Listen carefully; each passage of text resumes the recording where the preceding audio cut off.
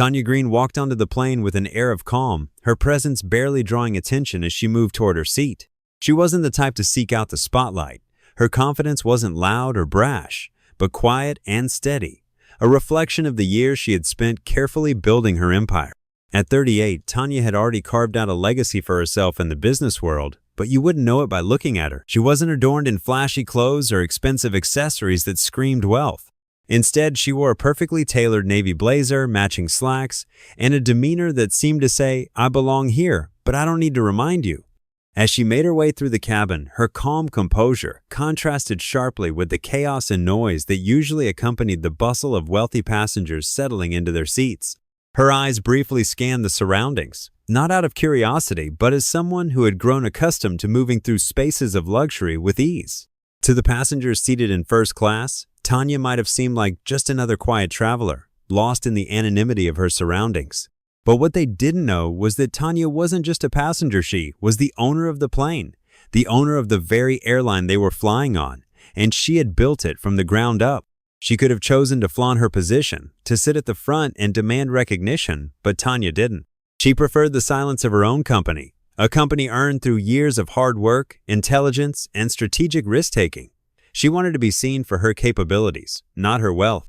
Her success had always been about more than money. It had been about creating something meaningful, something that changed the way people saw the world of business and how it could serve them. Tanya had always felt that real power didn't need to announce itself. It existed in the quiet confidence of knowing your worth and standing by it, regardless of external validation. This mindset had served her well in business, and now, on this flight, it was guiding her once again. As the passengers around her made themselves comfortable, scrolling through their phones, sipping champagne, and gossiping amongst themselves, Tanya remained poised and composed, focused on the tasks ahead of her. Her journey was not just another flight, it was a trip that would further the reach of her growing empire, a reminder that she was not just in the game, but leading it. However, Tanya's desire for privacy and anonymity would soon be challenged, as her calm presence would be met with something else's assumptions. In that moment, Tanya Green, quietly sitting among the other passengers, was about to encounter something that would test not just her patience, but the very foundation of the respect she had earned. Flight attendant's prejudice. Victoria's eyes narrowed as she surveyed the passengers boarding the plane. She had always prided herself on her ability to read people the way they walked, the way they dressed, the way they carried themselves.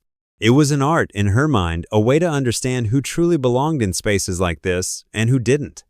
To Victoria, appearances weren't just an observation, they were a measure of worth. She had worked her way to the top of her field, and she expected that same level of distinction from those around her. It was why she found herself irked by Tanya. There was something about the woman's quiet demeanor, the simplicity of her attire, that bothered Victoria. Tanya didn't have the confidence that came with ostentation. She wasn't wearing designer clothes that shouted wealth. She wasn't trying to be seen, and to Victoria, that felt wrong. In a space where luxury and status were everything, the absence of it felt like an affront. As Tanya settled into her seat, Victoria's gaze lingered on her for just a moment longer than it should have. Tanya was calm, poised, but there was no indication of the kind of status Victoria expected from someone in a first-class cabin. To her, it felt almost like Tanya was pretending to belong. After all, who could enter a space like this and not flaunt it? The other passengers, who wore their wealth like an armor, didn't need to say anything. It was obvious, it was clear, and it was expected. But Tanya didn't fit that mold. When Victoria finally made her way down the aisle, she saw Tanya sitting with quiet assurance, not seeking attention, just being. She took a deep breath, her professional smile returning, but something about the woman seated in front of her still didn't sit right. When she stood before Tanya, there was a subtle shift in her demeanor. Her smile tightened ever so slightly. She had been taught time and time again that the people in the front of the plane were the elite, the ones who had earned their place by virtue of wealth, status, or both.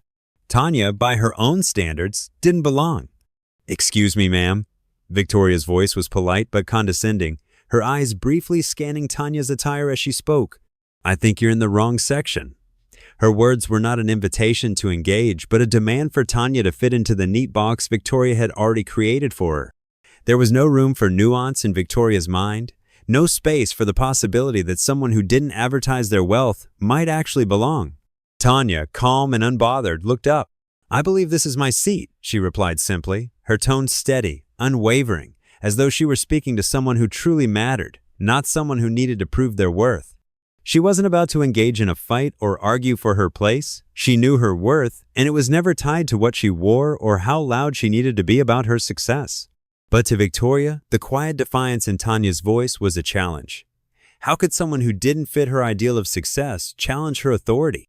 How could someone who didn't conform to her standards of elegance and status sit so calmly in the space Victoria had claimed as her own, the space for the worthy? The notion that she might have been wrong never crossed Victoria's mind. To her, Tanya's calm demeanor was a threat, and the more she looked at Tanya, the more it stirred her discomfort. In her world, you earned respect by showing it, and Tanya's refusal to perform in the way Victoria expected made her uneasy. This was the moment when Victoria's bias began to take center stage. Tanya's calmness, her simple elegance, and her quiet strength were now being viewed through a lens of disdain. In Victoria's eyes, this wasn't just about a see-it, it was about control, about power, and about whether Tanya, by simply existing in her space, could disrupt the hierarchy that Victoria so firmly believed in. Escalation of tension. The tension in the cabin grew thick, almost palpable, as the exchange between Tanya and Victoria escalated. Victoria's initial judgment, rooted in her own prejudices and assumptions, had already sparked the conflict. But now, as Tanya refused to yield, something inside Victoria shifted her control. Her authority, which had always been unquestioned, was slipping. For the first time, she found herself faced with a passenger who wasn't intimidated, who didn't follow the expected script. Tanya wasn't responding with fear or apology. She was steady, poised, and calm, and that only seemed to intensify Victoria's frustration. Victoria's smile faltered for just a moment, then quickly reappeared, albeit tight and forced. She had always prided herself on being in control of situations like this, on knowing exactly how to manage people, especially those who, in her eyes, didn't belong. She had handled countless difficult passengers with ease, using her polished tone and her sharp authority to shut down any challenges before they could even begin. But Tanya was different. She wasn't moving. She wasn't arguing or pleading. She simply wasn't responding in the way Victoria expected. With a quick glance at the other passengers, Victoria felt the eyes of the cabin begin to turn toward them. Some watched with curiosity, others shifted uncomfortably in their seats, unsure of what was happening, but all felt the change in the air. The quiet, unspoken tension began to rise, and Victoria felt the heat of it, the discomfort that crept into her own voice. Her professional mask, so perfectly in place just moments before, was starting to crack. She knew that she needed to resolve this quickly, to get Tanya to move, to prove that she, Victoria, was in charge. "I'm going to ask you one last time." Victoria's voice rose louder now, the condescension dripping from every syllable. Her eyes narrowed, and her patience thinned. "Move to the back of the plane or I'll have to call security." Her words weren't just an instruction, they were a threat. It was the language of power, the kind of ultimatum she thought would always be enough to control the situation, to make someone like Tanya back down. But Tanya didn't flinch. In fact, her calmness seemed to intensify, her posture even more unyielding. She didn't raise her voice, didn't challenge Victoria with anger or frustration. She simply responded in a way that disarmed Victoria's attempt at control. "Call whoever you need to," Tanya replied softly, her tone unwavering. It was a quiet, resolute refusal to be moved, to be intimidated. The words hung in the air, heavier now than before, and the passengers who had been silent witnesses to the exchange began to shift in their seats, exchanging glances, whispering among themselves. Some of them began to squirm in discomfort, realizing that what was unfolding was no longer about a simple seating issue, it was about power, race, and class. Tanya's calm defiance was no longer just an individual's act of resistance. It had become something larger, something that subtly challenged the underlying dynamics of the flight, and perhaps the world outside the plane. Victoria, realizing she was losing control, turned to her junior attendant Grace, standing nearby. Her voice was sharp now, demanding that Grace intervene. "Escort her to the back now," she snapped. Grace hesitated, caught between doing what she knew was right and fearing the wrath of her superior. But in that moment, Tanya's quiet strength had created a ripple, a crack in the armor of authority Victoria thought she held so firmly. Tanya's words, her calm, her unwavering presence had already begun to shift the balance of power in the cabin, and Victoria was struggling to regain it. Tanya's calm defiance. Tanya's calm defiance was a force that neither shouted nor demanded attention, but it commanded the room in ways that Victoria could never have anticipated. As the flight attendant's tone grew sharper and more insistent, Tanya remained unmoved, a steady presence in the midst of rising tension. It wasn't that Tanya was indifferent to the confrontation. It was that she understood something that Victoria, in her growing frustration, did not. Power isn't always about being loud or forceful. Sometimes, the truest strength comes from simply standing firm, unyielding in the face of hostility without the need to escalate further. The moment Victoria's voice rose, Tanya's posture remained relaxed but resolute, her hands resting lightly on her lap, her gaze direct but measured. There was no nervous shifting, no sign of the fear that Victoria had likely expected from someone in her position. Tanya wasn't backing down not because she was eager for a fight, but because she had nothing to prove. She knew who she was. She knew her place was earned, not defined by the assumptions of others. "Call whoever you need to," Tanya replied simply, her voice steady. The words were delivered with such quiet strength that they almost felt like a rebuke, not just of Victoria's demand, but of the entire structure of expectation that Victoria had tried to impose upon her. It was as though Tanya was inviting the chaos that was building around them to come, knowing that the longer the situation stretched, the more it would expose the deeper issues at play. Tanya wasn't merely resisting an unjust demand. She was forcing the world to confront its assumptions, and she did so with an elegance that made her strength even more apparent. Victoria, on the other hand, was losing herself to the power struggle. What began as a subtle irritation had transformed into a full-on struggle for control. She had expected Tanya to cave, to react with frustration or fear, but Tanya's steady presence unraveled her. Victoria wasn't used to being ignored or challenged with such quiet defiance. She was used to people bending to her will, to feeling the weight of her authority, but Tanya's calmness was an entirely new force for her to reckon with. As the minutes passed, Tanya's refusal to engage in any sort of emotional outburst only heightened the discomfort in the room. The passengers, once casually observing the interaction, began to feel the weight of it. Some exchanged glances, some whispered to one another, but Tanya remained unmoved. She didn't look to them for validation, nor did she need their support. Her composure was for herself, and for the principle that no one, no matter who they were or what they wore, should be made to feel less than, especially based on assumptions about their worth. Tanya wasn't just standing up for her seat. She was standing up for something much larger, the right to be treated with dignity and respect, regardless of external appearances. Her defiance wasn't loud or disruptive, but it was powerful because it was rooted in the certainty of who she was. And in that quiet moment, as the tension in the cabin thickened, it became clear that the true measure of power was not in who could dominate the loudest or who could issue the strongest threats. It was in standing unwavering, in staying true to oneself, and in demanding respect without ever needing to raise a voice. The slap and Tanya's revelation. The moment the slap landed, it felt as though time itself slowed. The sharp crack of skin meeting skin reverberated throughout the cabin, a sound so unexpected, so violent, that it seemed to shatter the fragile veneer of civility that had surrounded the flight.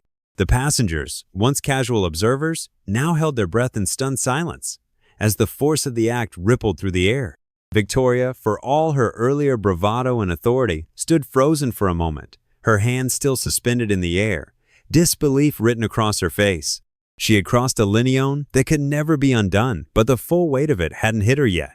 Tanya, on the other hand, did not flinch. The slap, meant to humiliate her, seemed only to heighten her sense of calm. She sat perfectly still, her gaze unwavering, her face unmarked by anger or shock. Instead, there was a quiet dignity in her posture, a subtle but powerful defiance that conveyed far more than any words ever could.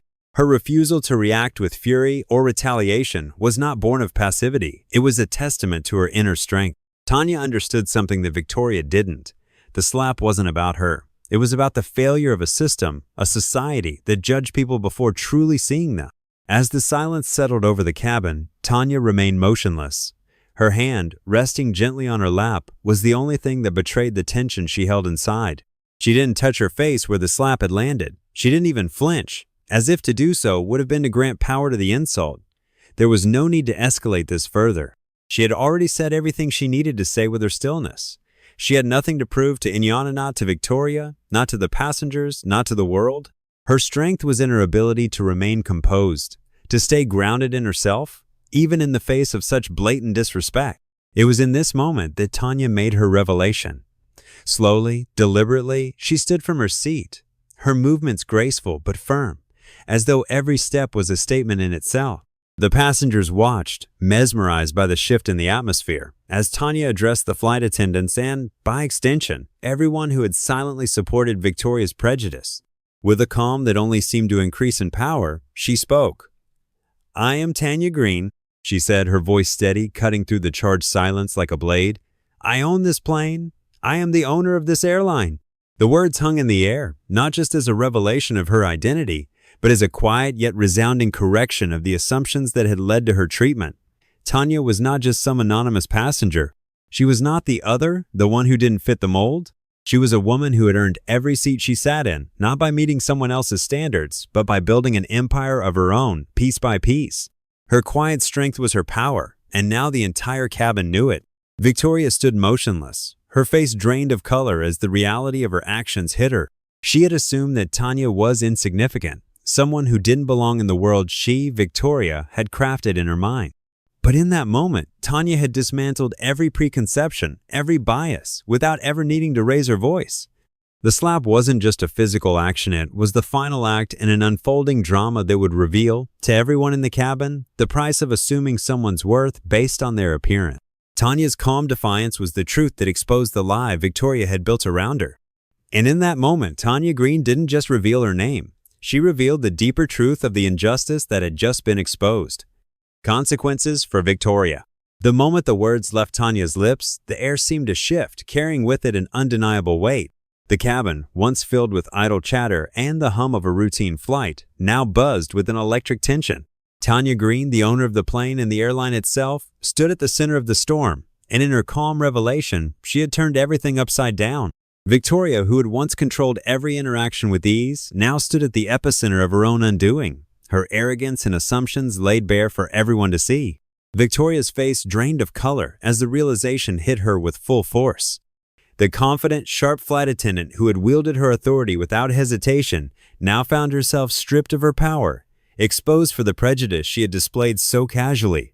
She had assumed that her position and her judgment were unassailable. She had believed that people like Tanya, who didn't fit her narrow view of success, could be easily dismissed, marginalized without consequence. But Tanya had shattered that illusion with a single statement, and now Victoria was left standing in the wreckage of her own arrogance.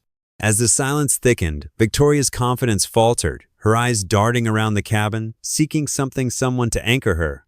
But there was no support. No one rallied behind her.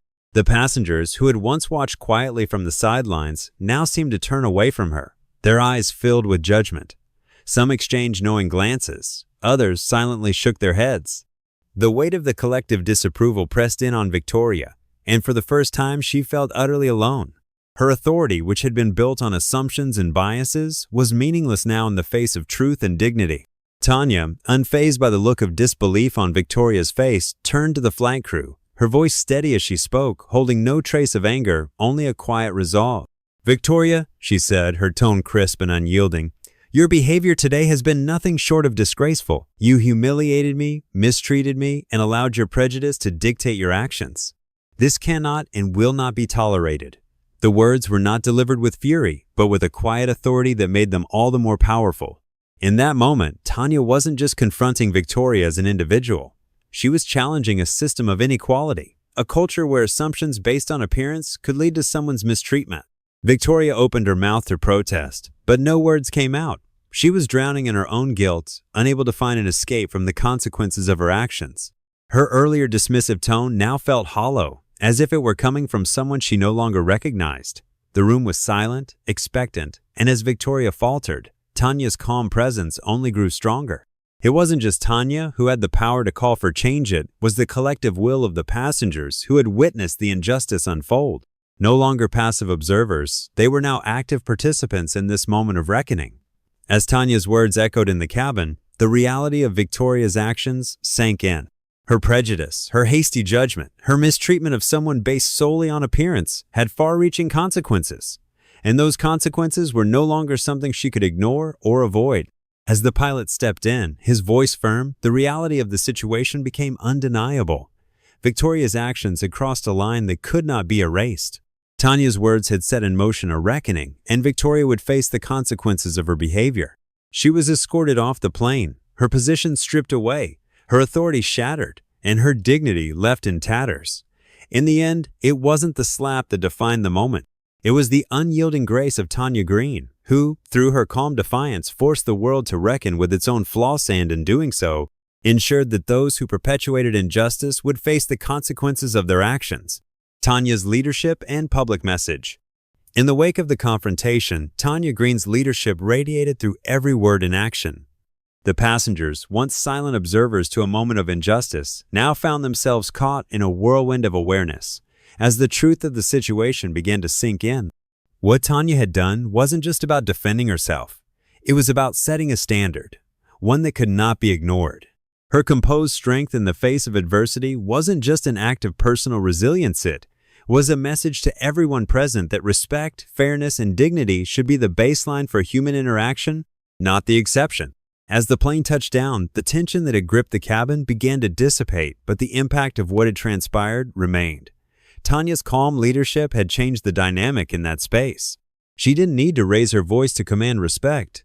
She led with quiet authority, with dignity, and with a firm belief in the values that defined her. When she addressed the passengers, her words weren't just an apology for the scene that had unfolded. They were a call to action. A message that the world, whether in the confines of a plane or the broader society, needed to do better. Tanya wasn't merely reacting to one person's prejudiced behavior.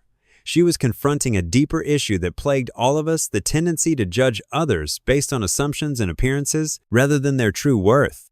Tanya's message went beyond the cabin as her words carried into the media and became a rallying cry for fairness and equality. She wasn't speaking from a place of vengeance or anger, but from the unwavering conviction that everyone deserves respect, no matter their background or what others may assume about them. She took to social media, using her platform to release a statement that would reverberate across the world. "Respect is not a privilege," she said, her voice clear and resolute. "It is a right. We cannot continue to allow prejudice to dictate how people are treated." Her words were simple yet profound, capturing the essence of what so many were too afraid to say out loud. She was calling for a shift in how society treats those who do not fit the mold of the conventional, the expected. Through her leadership, Tanya sparked a conversation that was long overdue, one that questioned the biases that persist within systems of power. Her commitment to implementing policies that would ensure every passenger, no matter their race, gender, or appearance, would be treated with the same level of respect became a promise that extended far beyond her airline. It was a promise to build a world where dignity wasn't conditional and where people like Victoria, who saw only the surface, would be held accountable for their actions. Tanya didn't just own a business, she owned a movement. She became a symbol for everyone who had ever been judged, who had ever been made to feel less than. Her actions inspired a ripple effect, one that would continue to grow as others began to reflect on their own biases and the way they treated others. Tanya Green had turned a moment of disrespect into a powerful message, and in doing so, she didn't just lead with authority. She led with heart, with conviction, and with a deep belief that change is possible when we stand up, speak out, and treat each other with the respect we all deserve. The ripple effect. The ripple effect of Tanya Green's actions reverberated far beyond the confines of that flight, spreading across the lives of the passengers and into the wider world. What began as a single confrontation, a moment where one woman stood firm against injustice, quickly evolved into something much more significant. Tanya's quiet defiance, her refusal to be treated with disrespect, and her subsequent revelation about who she truly was became a catalyst for change, igniting a conversation about power, bias, and the inherent dignity of every individual. As the passengers filed off the plane, they were no longer the same people who had boarded. They had witnessed something profound: a woman standing in the face of prejudice and asserting her worth, not with anger or force, but with the power of her presence, her calm, and her unwavering belief in the value of respect. The reality of the situation began to sink in, and for the first time, they were forced to confront their own biases, their own assumptions about who deserved respect and why. Those who had initially observed in silence now found themselves questioning the very systems that had allowed someone like Victoria to assume power based on nothing more than appearance. In the days that followed, Tanya's story went viral, not because it was a sensational tale, but because it resonated with so many who had experienced or witnessed similar acts of discrimination. Her words were shared across social media, discussed in offices, schools, and home. The simple truth she spoke, that respect is not earned through appearances, but through humanity, became a rallying cry for others who had long been silenced, ignored, or treated as less than. Tanya's actions called on society to reevaluate the way we see others, to break free from the judgments we so often make based on race, class, and external factors. It was a call for empathy, for deeper understanding, and for a commitment to creating spaces where everyone, regardless of their background, is treated with the dignity they deserve. The ripple effect was not just about one moment on a planet, it was about challenging the status quo, shaking the foundations of biases that had been allowed to perpetuate for far too long. As conversations sparked and awareness grew, people began to take action. Employees at various companies demanded that their workplaces adopt more inclusive practices. Students started discussions in classrooms about implicit bias and how it affects their relationships and opportunities. Tanya had unwittingly become the face of a movement, her story a shining example of how a single act of resistance could inspire a wave of change. Her message continued to resonate in the months that followed. People who had once felt powerless began to find their own voices, inspired by Tanya's courage to stand up and say, "I deserve respect." Tanya herself, though initially unaware of the far-reaching impact of her actions, began to see the power of her leadership in the ripple effect it created. It was no longer just about her, it was about all of us, collectively choosing to build a world that values equality, understanding, and human dignity. Tanya Green's legacy was not just about changing policies in her company or her industry, it was about inspiring a movement that would transform lives, one conversation at a time. What had started as a quiet, personal stand against prejudice had blossomed into a larger conversation, igniting a wave of change that, in time, would be felt far beyond the borders of that flight. The ripple effect of Tanya's leadership was not just an opportunity for others to see their bias at it, was a call for action, a challenge to create a world where respect for one another was the baseline, not the exception.